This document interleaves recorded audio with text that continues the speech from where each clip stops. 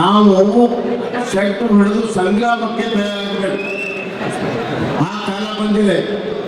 ಕಾಂಗ್ರೆಸ್ನ 2.5 ವರ್ಷದಲ್ಲಿ ಇವತ್ತು ರಾಜ್ಯಾದ್ಯಂತ ಕಾನೂನು ಸುವ್ಯವಸ್ಥೆ ಹದಗೆಟ್ಟು ಹೋಗಿದೆ. ಹೆಣ್ಣು ಮಕ್ಕಳು ಧೈರ್ಯವಾಗಿ ಓಡಾಡುವಂತಹ ಪರಿಸ್ಥಿತಿ ಇಲ್ಲ. ದಿನನಿತ್ಯ ರೇಪ್ ಕೊಲೆಗಳು ಸುದ್ದಿ ಕೇಳಿ ಕೇಳಿ ಸಾಕಾಗಿ ಹೋಗಿದೆ. ಅದೇ ರೀತಿ ಇವತ್ತು ಹಲವಾರು ರೀತಿಯಲ್ಲಿ ಪೊಲೀಸರ ದಬ್ಬಾಳಿಕೆ ಇಡೀ ರಾಜ್ಯದಲ್ಲಿದೆ. ಬಳ್ಳಾರಿಯಲ್ಲಿ ಈ ಘಟನೆ ಆಗೋದಕ್ಕೆ ಏನು ಕಾರಣ? ಘಟನೆ ಆಗೋದಕ್ಕೆ ಇಷ್ಟೇ ಕಾರಣ, ಎರಡು ಕಾರಣ.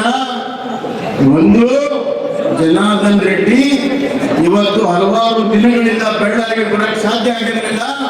ಕೋರ್ಟಿನ ಆದೇಶದ ಪ್ರಕಾರ ಬಳ್ಳಾರಿಯ ಗಡಿ ಒಳಗೆ ಬಳ್ಳಾರಿಯ ಹುಲಿ ಜನಾರ್ದನ್ ರೆಡ್ಡಿ ಕಾಲಿಟ್ಟಿದ್ದಾರೆ. ನಮಗೆ ಉಳುಗಾಲ ಇಲ್ಲ ಅಂತಂದು ಈ ಒಂದು ಕೃತ್ಯವಾಗಿದೆ. ಇನ್ನೊಂದು ಮಹತ್ವದ ಕಾರಣ, ಜನಾರ್ದನ್ ರೆಡ್ಡಿ ಮತ್ತು ಅತ್ಯಂತ ಅವರ ಆತ್ಮೀಯ ಸ್ನೇಹಿತ ರಾಮುಲು ಅವರು ಒಂದಾಗಿದ್ದಾರೆ. ಯಾವಾಗ ರಾಮುಲು ಅವರು ಜನಾರ್ದನ್ ರೆಡ್ಡಿ ಒಂದಾಗಿದ್ದಾರೆ ಅಂದ್ರೆ ಕಾಂಗ್ರೆಸ್ಸಿನ ಬಳ್ಳಾರಿಯ ಜಿಲ್ಲೆಯ ನಾಯಕರ ಕುರ್ಚಿ ಅಲ್ಲಾಡಕ್ಕೆ ಶುರುವಾಯಿತು. ರಾಮುಲು ಅವರ ವೇಗ, ಜನಾರ್ದನ್ ರೆಡ್ಡಿ ಅವರ ಶಕ್ತಿ, ಬಿರುಗಾಳಿ ಮತ್ತು ಬೆಂಕಿ. ಆದ್ರಿಂದ ಇವತ್ತು ಈ ಕೃತ್ಯ ನಡೆದಿದೆ ಬಂಧುಗಳೇ. ಅವ್ರು ಏನೇ ಮಾಡಲಿ, ಅವ್ರ ಹತ್ರ ಎಷ್ಟು ಗುಂಡದವ್ರು ನೋಡಿಬಿಡ, ಅವರ ಗುಂಡಿನಕ್ಕಿಂತ ನಮ್ಮ ಎದೆ ಅವ್ರಿಗಿಂತ ಗಟ್ಟಿಯಾಗಿದೆ. ಎಷ್ಟೇ ಗುಂಡು ಹೊಡೆದ್ರು ಕೂಡ ನಮ್ಮ ಶಕ್ತಿಯನ್ನು ಅಡಗಿಸಕ್ಕೆ ಸಾಧ್ಯ ಇಲ್ಲ. ಜನಾರ್ದನ್ ರೆಡ್ಡಿಯ ಶಕ್ತಿಯನ್ನು ಅಡಗಿಸಕ್ಕೆ ಸಾಧ್ಯ ಇಲ್ಲ, ರಾಮುಲು ಅವರ ಶಕ್ತಿಯನ್ನು ಅಡಗಿಸಕ್ಕೆ ಸಾಧ್ಯ ಇಲ್ಲ ಅಂತ ಮಾತನ್ನು ನಾವು ಹೇಳಿಕೆ ಮಾಡ್ತೀವಿ. ಒಂದು ವೇಳೆ ಈ ಘಟನೆಗಳು ಎಲ್ಲ ಕಡೆ ನಡೀತಾ ಇದೆ. ಹೆಣ್ಣು ಮಕ್ಕಳ ಪೊಲೀಸರು ಒಬ್ಬ ದಲಿತ ಮಹಿಳೆಯ ಬಟ್ಟೆಯನ್ನು ತೆಗೆದಿರುವಂತದ್ದು ಒಬ್ಬಳೆಯಲ್ಲಿ ನಾವು ನೋಡಿ ಎಲ್ಲಾದ್ರೂ ನಾವು ನೋಡಿದವ. ಆ ಹೆಣ್ಣು ಮಗಳ ಬಟ್ಟೆಯನ್ನು ತೆಗೆದು ಅವಳೇ ತಕ್ಕೊಂಡಿದ್ದಾಳೆ ಅನ್ನುವಂತ ಸುಳ್ಳು ಕಟ್ಟುಕತೆಯನ್ನ ಹೇಳ್ತಾರೆ. ಕಮಿಷನರ್ 2 ಗಂಟೆಯಲ್ಲಿ ಮುಚ್ಚಾಕುವ ಪ್ರಯತ್ನ ಮಾಡಿದ್ರು. ಅದೇ ರೀತಿ ಇವತ್ತು ಕೋಲಾರಲ್ಲಿ ಆ ಹೆಣ್ಣು ಮಕ್ಕಳಿಗೆ ಧಮಕಿ ಕೊಡ್ತಾರೆ ಕಾಂಗ್ರೆಸ್ ನಾಯಕರು.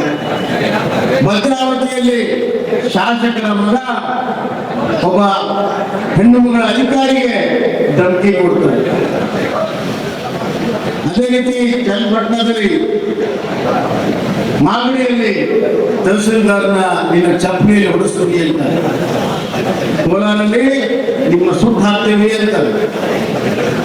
ಸುಟ್ಟು ಹಾಕುವುದು, ಚಪ್ಪಲಿಯಲ್ಲಿ ಹೊಡಿಸುವುದು ಈ ಸರ್ಕಾರ, ಈ ಕಾಂಗ್ರೆಸ್ ಪಕ್ಷದ ಸಂಸ್ಕೃತಿ. ಒಂದು ವೇಳೆ ಯಾರಿಗೂ ನೆಮ್ಮದಿ ಇಲ್ಲ. ಇಲ್ಲಿ ರೈತರಿಗೆ ನೆಮ್ಮದಿ ಇಲ್ಲ, ಕೂಲಿಕಾರಿಗೆ ನೆಮ್ಮದಿ ಇಲ್ಲ, SC ST ಜನಾಂಗಕ್ಕೆ ನೆಮ್ಮದಿ ಇಲ್ಲ. ವಾಲ್ಮೀಕಿ ಬಗ್ಗೆ ಬಹಳಷ್ಟು ಮಾತನಾಡುವಂಥವ್ರು ಒಂದನ್ನ ನೆನಪಿಟ್ಕೋಬೇಕು. ವಾಲ್ಮೀಕಿ ಜನಾಂಗ 30 ವರ್ಷ ಹೋರಾಟ ಮಾಡಿದ್ರು. ರಿಸರ್ವೇಶನ್ ಹೆಚ್ಚು ಮಾಡ್ರಿ, 7% ಏರಿಸ್ರಿ, 7% ಏರಿಸ್ರಿ ಅಂತ ಹೋರಾಟ ಮಾಡಿದ್ರು. ಆದ್ರೆ ಕಾಂಗ್ರೆಸ್ನವ್ರು ಮಾಡಲಿಲ್ಲ. ನಾನು ಮುಖ್ಯಮಂತ್ರಿ ಆದ್ಮೇಲೆ ರಾಮುಲು ಅವರು ಬಂದ್ರು. ಈ ಜನಾಂಗಕ್ಕೆ ವಿಶೇಷವಾಗಿರುವಂತ ಒಂದು ಕಾರ್ಯಕ್ರಮಗಳನ್ನು ಮಾಡಬೇಕು, ಅದಕ್ಕೆ STಗೆ ಹೊಸ ಇಲಾಖೆಯನ್ನು ಮಾಡಬೇಕು ಅಂದ್ರು. ನಾವು ಮೊದಲನೆಯ ಕ್ಯಾಬಿನೆಟ್ ಮೀಟಿಂಗ್ ನಲ್ಲಿ STಗೆ ಹೊಸ ಇಲಾಖೆಯನ್ನು ಮಾಡಿದ್ವಿ ಸೆಕ್ರೆಟರಿಯೇಟ್ ಅಲ್ಲಿ. ಅದೇ ರೀತಿ ವಾಲ್ಮೀಕಿ ಗುರುಗಳು, ರಾಮುಲು, ಹನುಮಂತು ಎಲ್ಲರ ನೇತೃತ್ವದಲ್ಲಿ ಬಂದು ಅವರು ಉಪವಾಸ ಕೂತರು. ವಾಲ್ಮೀಕಿ ಸ್ವಾಮೀಜಿ ಅವರು 232 ಉಪವಾಸ ಕೂತ್ರೆ ಒಬ್ಬ ಕಾಂಗ್ರೆಸ್ ನಾಯಕರು ಹೋಗ್ಲಿಲ್ಲ. ಇನ್ನು ನೀವು ವಾಲ್ಮೀಕಿಯ ಸಮುದಾಯದ ಬಗ್ಗೆ ಇರುವಂತಹ ಗೌರವ. ನಾನು ಹೋಗಿ ಸನ್ಮಾನ್ಯ ಯಡಿಯೂರಪ್ಪನವರು ಅವತ್ತು ನಮ್ಮ ಮುಖ್ಯಮಂತ್ರಿಗಳಿದ್ರು, ಅವರ ಒಂದು ಮಾತಿನಂತೆ ಇವತ್ತು ಅವರನ್ನು ಎಬ್ಬಿಸಿ ನಾನು ಮುಖ್ಯಮಂತ್ರಿ ಇದ್ದಾಗ ಐತಿಹಾಸಿಕವಾದಂತಹ ನಿರ್ಣಯವನ್ನ ಮಾಡಿ 4% 7% ಮಾಡಿ ಆದೇಶವನ್ನ ಮಾಡಿ ವಿಧಾನಸಭೆಯಲ್ಲಿ ಅದನ್ನು ತಂದು ಆದೇಶವನ್ನ ಮಾಡಿ ಗವರ್ನರ್ ಇಂದ ಆದೇಶವನ್ನ ಮಾಡಿಸಿ ಇವತ್ತು ನೂರಾರು ಮಕ್ಕಳು ಎಸ್ ಟಿ ಮಕ್ಕಳಿಗೆ ಇವತ್ತು ಮೆಡಿಕಲ್ ಸೀಟ್ ಸಿಗ್ತಾ ಇದೆ, ಇಂಜಿನಿಯರಿಂಗ್ ಸೀಟ್ ಸಿಗ್ತಾ ಇದೆ. ಅದಕ್ಕೆ ಇವತ್ತು ಆ ದಿಟ್ಟ ನಿರ್ಣಯವನ್ನ ತೆಗೆದುಕೊಂಡಿರುವಂತದ್ದು ನಮ್ಮ ಸರ್ಕಾರ, ಬಿಜೆಪಿ ಸರ್ಕಾರ, ಸನ್ಮಾನ್ಯ ಯಡಿಯೂರಪ್ಪನವರ ನಾಯಕತ್ವದ ಸರ್ಕಾರ. ರಾಮುಲು ಅವರ ಒಂದು ಹೋರಾಟಕ್ಕೆ ಫಲ ಸಿಕ್ಕಿದೆ, ಆ ಸ್ವಾಮೀಜಿಯವರ ಹೋರಾಟಕ್ಕೆ ಫಲ ಸಿಕ್ಕಿದೆ. ಇವರಿಗೆ ಯಾವ ನೈತಿಕ ಹಕ್ಕಿದೆ ವಾಲ್ಮೀಕಿ ಬಗ್ಗೆ ಮಾತನಾಡುವಂತ? ಇವತ್ತು DSP ಹಣ ಎಲ್ಲಿ ಹೋಯ್ತು? ವಾಲ್ಮೀಕಿ ಹಣ ಯಾರ ಕಿಸೆಗೆ ಹೋಯ್ತು?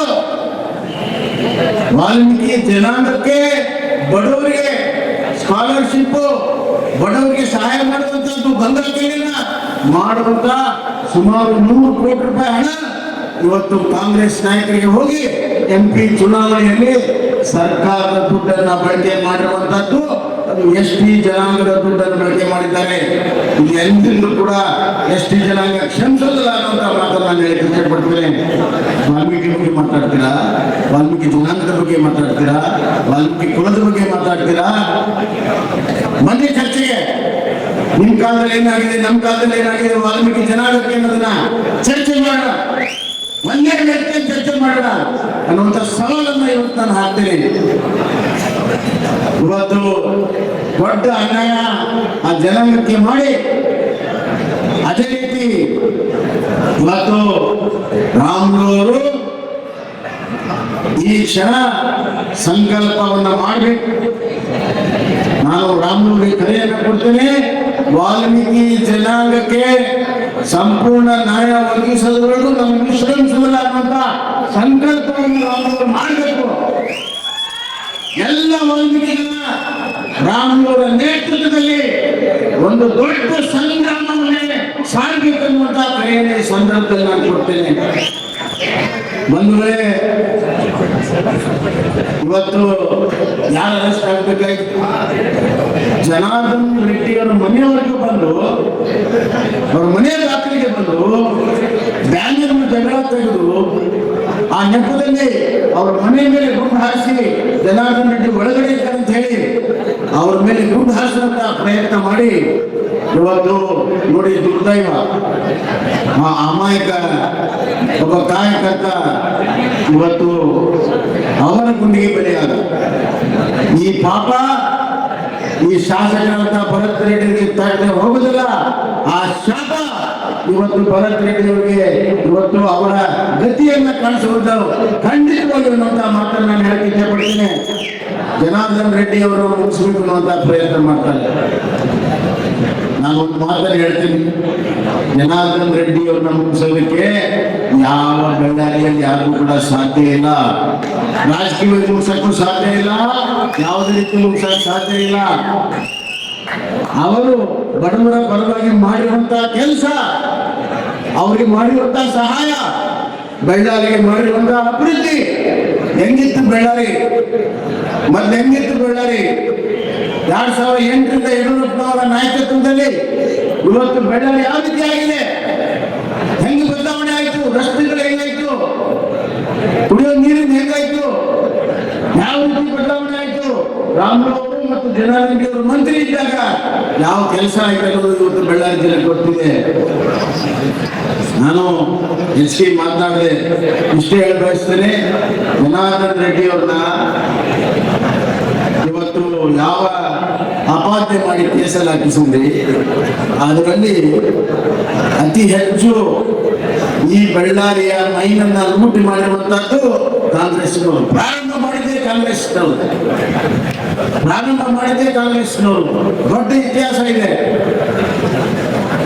ಆದ್ರಿಂದ ಸುಳ್ಳು ಕೇಸುಗಳನ್ನು ಹಾಕಿಸುವಂತ ಪ್ರವೃತ್ತಿ ಅವತ್ತಿನಿಂದ ಇದೆ. ಏನಾಯ್ತು? ನಮ್ಮ ಯಡಿಯೂರಪ್ಪ ಸಾಹೇಬ್ರ ಮೇಲೆ ಒಂದು ಕೇಸ್ ಹಾಕಿಸಿದ್ರು, ಮೈನಿಂಗ್ ಅವ್ರಿಗೆ ಸಂಬಂಧನೇ ಇಲ್ಲ. ಏನಾಯ್ತು? ಇವತ್ತು ಆ ಕೇಸನ್ನ ಹೈಕೋರ್ಟ್ ಅಲ್ಲಿ ಡಿಸ್ಮಿಸ್ ಮಾಡಿ ಚೀಮಾರಿಯನ್ನು ಹಾಕಿದ್ರು. ಸತ್ಯಕ್ಕೆ ಜಯ ಇದ್ದೇ ಇದೆ, ನ್ಯಾಯಕ್ಕೆ ಜಯ ಇದ್ದೇ ಇದೆ.